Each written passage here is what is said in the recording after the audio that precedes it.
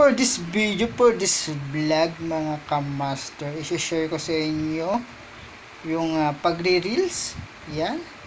Iwasan nyo ng lagay ng background music. Yan.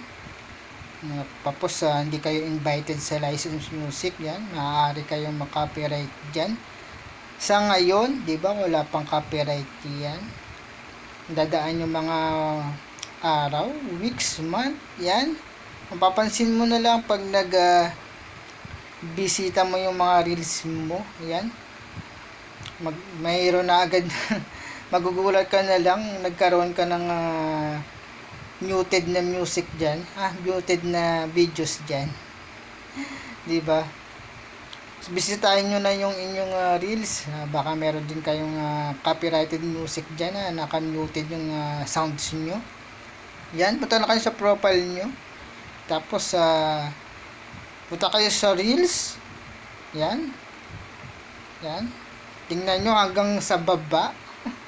Sa nyo, sa latest upload. Tapos sa mga nakaraang upload nyo. Tingnan nyo, baka meron din kayong makita copyrighted music na dyan.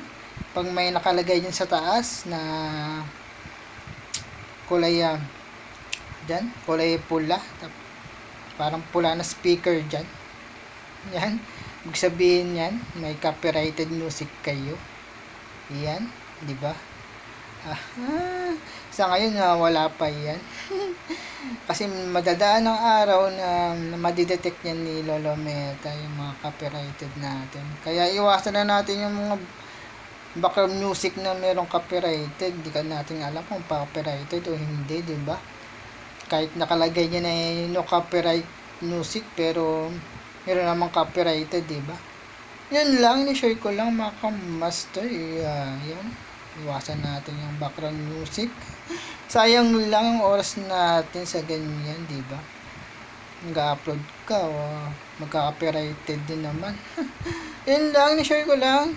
Kung nagustuhan nyo ito, paki-like and share and follow me for more. Thanks for watching.